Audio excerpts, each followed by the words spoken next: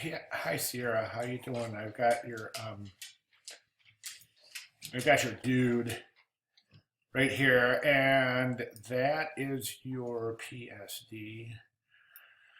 So let's take a look at your layer structure so we can see how you're doing in technical proficiency. You've got a curved layer here, and you know what? This curved layer is affecting the entire image.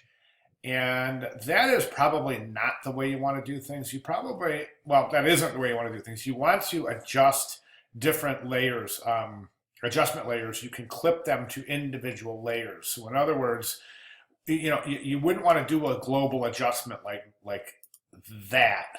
What you would rather do is you would rather go in and take each one of these little images here and do maybe a curves or a levels adjustment layer on each image. That way you can account for, why is it so dark down here and then so bright up here? Do you know what I'm saying? I mean, I realize there's a light source bouncing off this toy's chest, but that isn't consistent with the rest of the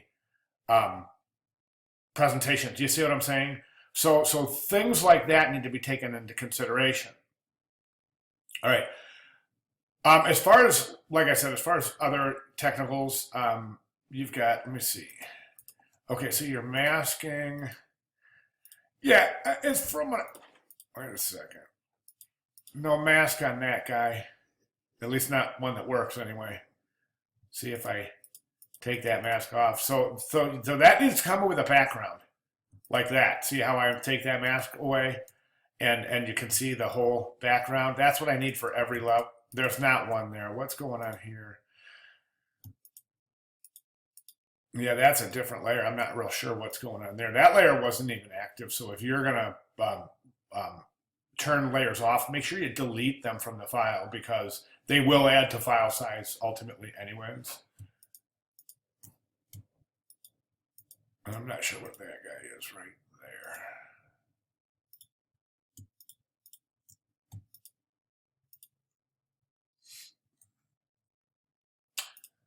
Okay, so anyways, back to where we're at. Okay, so here's where I'm at.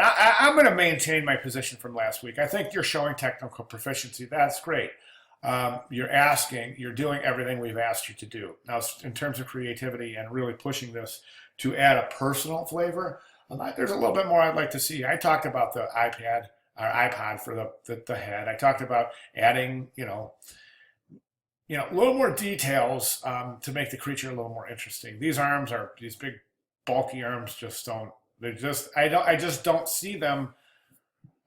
You know what? I've said it enough times, so let's just go ahead and talk about technical. In terms of creativity, that's your call. You're the designer. It's your portfolio.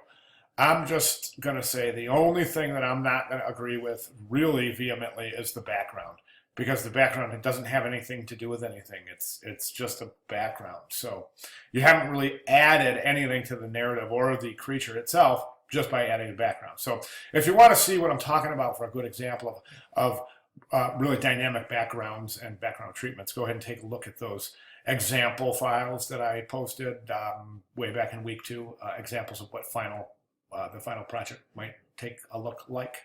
All right, so take a look at those, and okay, and that's where I'm at. So all right, thanks.